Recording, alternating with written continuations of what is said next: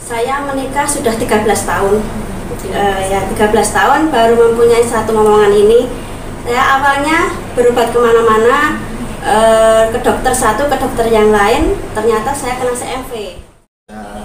Itu yang utama sih konsisten lah. Iya.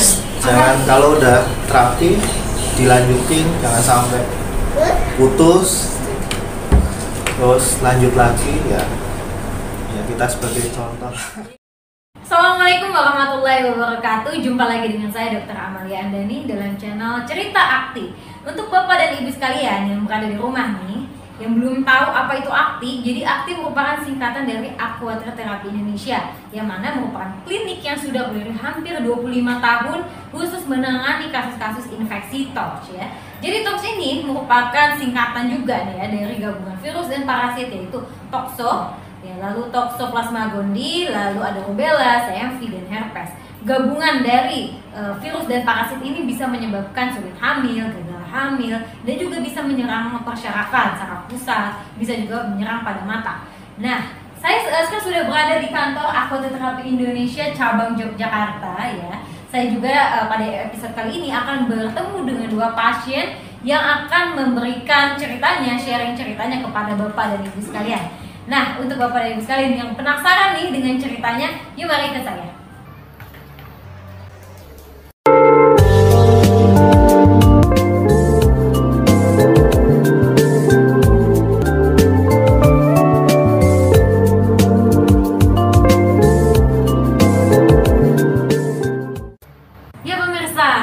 Lihat ya, di sebelah saya nih, saya sudah bersama dengan Ibu Enda dan Bapak Matio, dan ada si kecil siapa tadi namanya? Raka.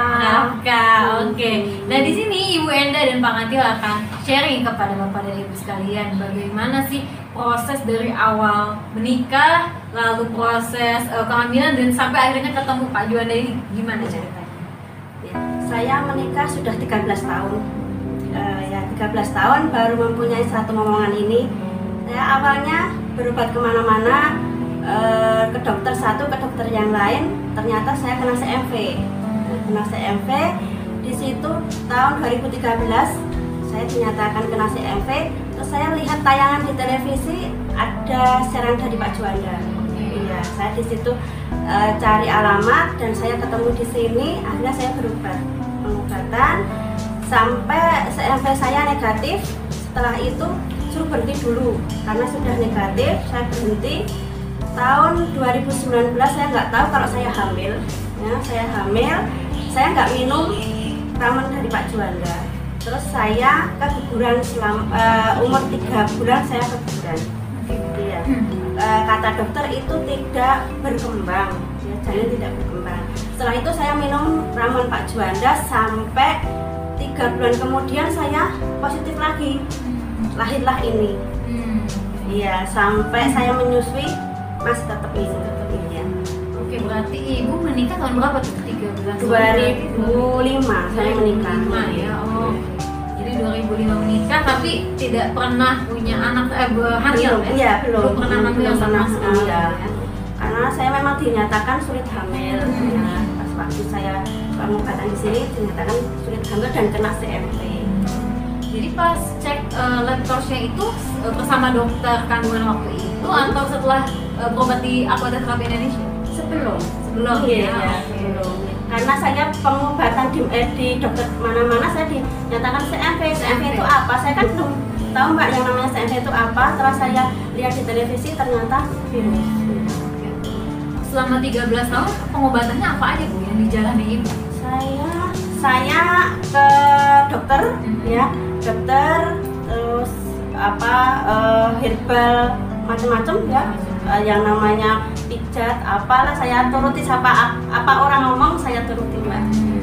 Kalau dari dokter berarti obat-obatan ya, CMV-nya obat-obatan ya. Selama pengobatan CMV itu bersama dokter, hasil labnya bagaimana tuh Bu? Apa ada perkembangan atau gimana? Enggak pernah diuji lagi setelah dari dokter saya nggak diuji lagi. Apa negatif atau negatif kan nggak diuji lagi. Jadi hanya sekali pemeriksaan awal ternyata positif seperti itu ya. IgG-nya atau IgM? Saya lupa Mbak. Oh lupa. Udah lama. Oke. Tapi selama 13 tahun ini ada nggak sih keluhan-keluhan lain yang dirasakan oleh tubuh ibu gitu atau bapak mungkin? Apakah ada yang dirasakan secara fisik? Enggak ya, enggak ada. Kalau bapak diperiksa terusnya juga nggak pak? Waktu itu sperma. Hasilnya gimana nih? Lemah. Oh, jadi kecepatannya ya? Iya. Gitu ya. Jadi memang di bapak juga ada kelainan, di ibu juga ada ya gitu. Waktu pengobatan saya minum itu juga bapak juga minum. Bapak juga Iya, minum? bapak juga minum waktu itu.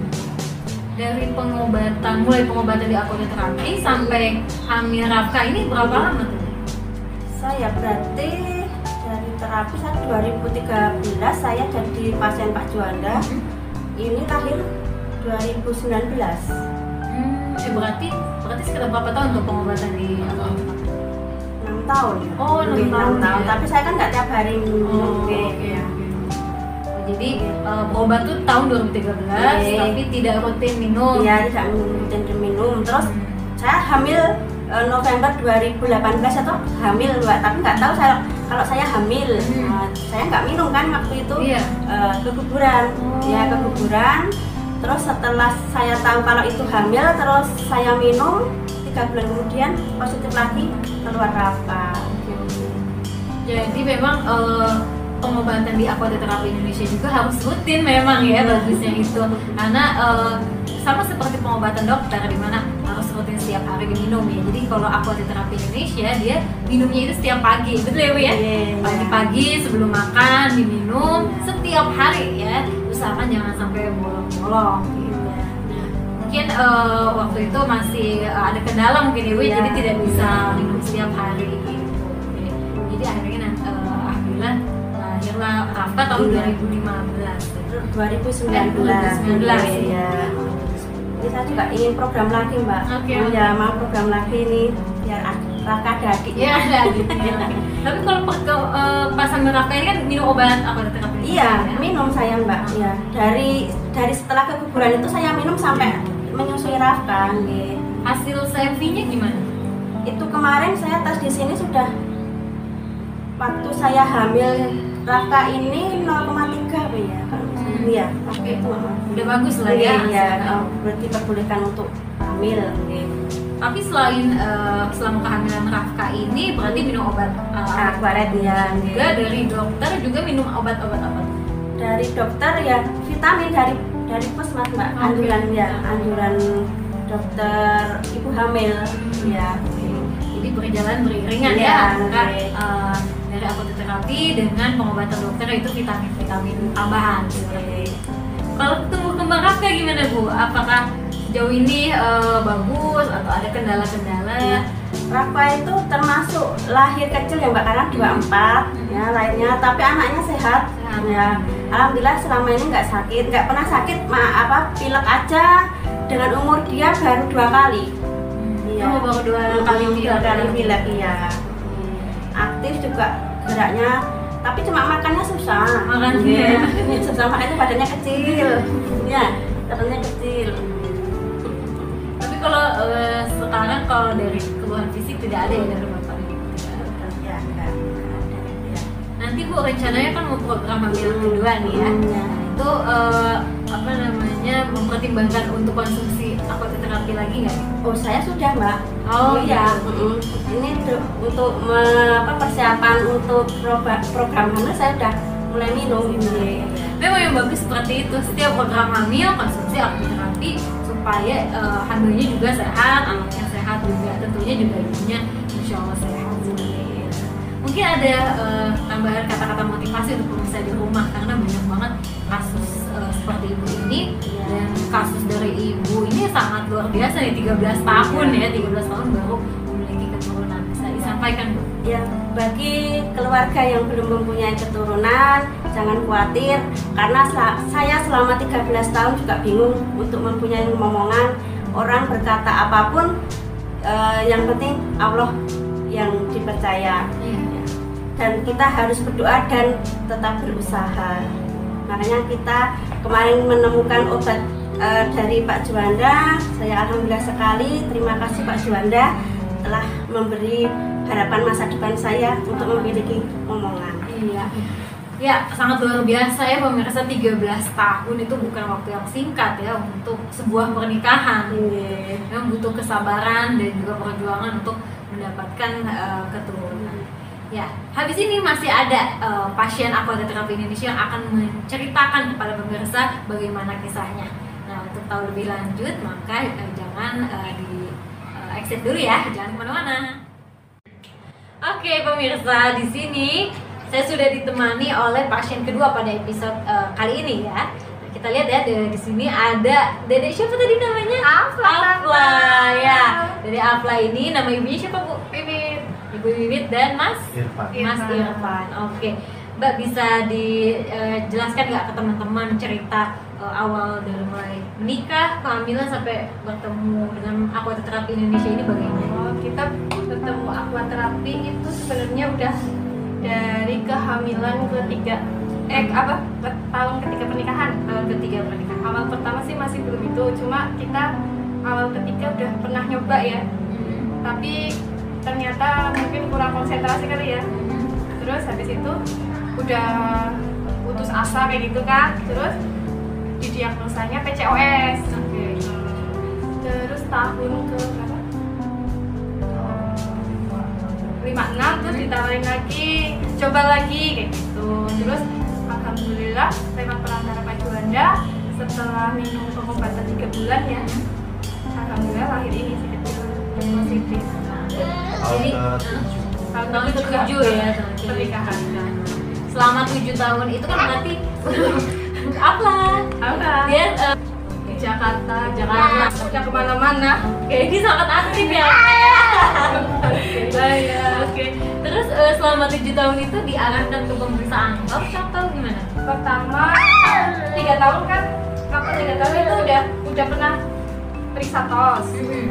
Cuma nilainya sedikit. Kedua ya, nilainya sedikit. Terus habis itu tahun ke-5 pernikahan itu nyoba pengobatan di rumah sakit. Terus di Jakarta sampai cek sel telur ya, dari hari ke-13 sampai berapa ukurannya, sampai didiagnosa PCOS itu. Habis itu tahun ke-7 nyoba pengobatan lagi. Jadi memang sudah diarahkan dan juga sudah pemeriksaan lain ya. Berarti kasus di sini masnya diperiksa apa? Periksa sperma juga? Belum sempat. Oh enggak ya. Satu aja ya. Oke. Itu yang positif IgG atau IgM? IgM-nya? Kayaknya sedikit Oh, tuh. Lupa ya. Oke, cuman positif IgG-nya ya. Oke, dan didiagnosis tadi PCOS itu. Dari selama 7 tahun tuh konsumsi ada konsumsi obat khusus virus atau tos gitu? Enggak ya? Nah, kesalahan kita memang pada waktu yang pertama itu saya kurang konsisten untuk terapi. Oh, di sini Kan dulu pakai yang kapsul yang gede itu. Iya. Yang minumnya susah. Terus akhirnya pakai yang minuman ya. Akhirnya kita sampai yang Cairan. terapi yang kedua itu kita rutin. 3 bulan rutin.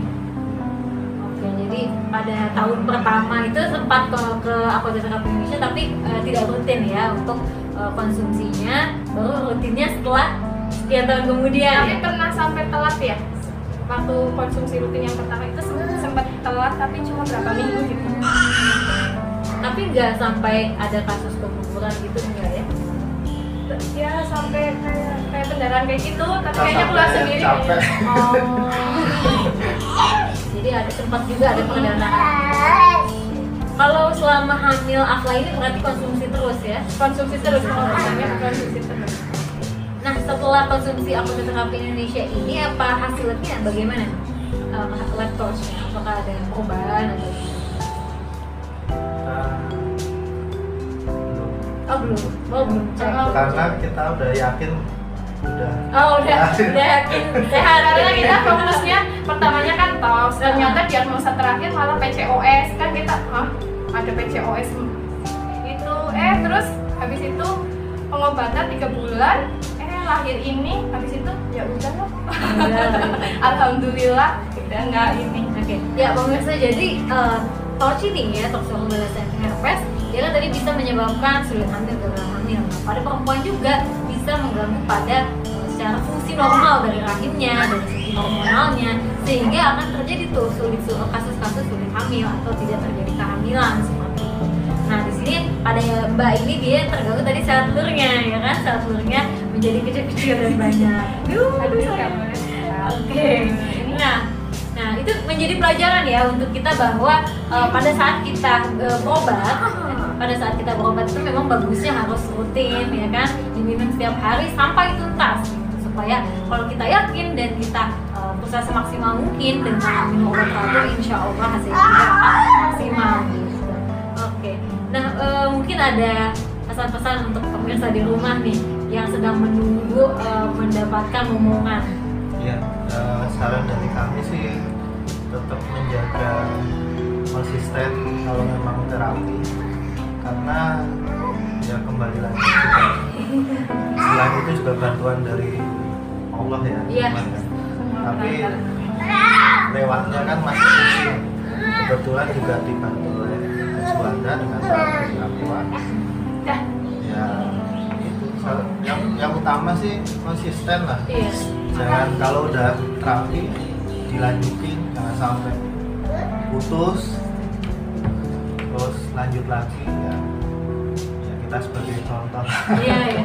Supaya bisa jadi bahan pelajaran ya untuk Tidak perlu menunggu sampai 7 tahun. Yakin aja lah. Oke. Ya, pemirsa, semoga cerita-cerita dari Mbak dan Mas ini bisa memotivasi dan juga menjadi pelajaran tentunya ya. Untuk Bapak dan Ibu sekalian.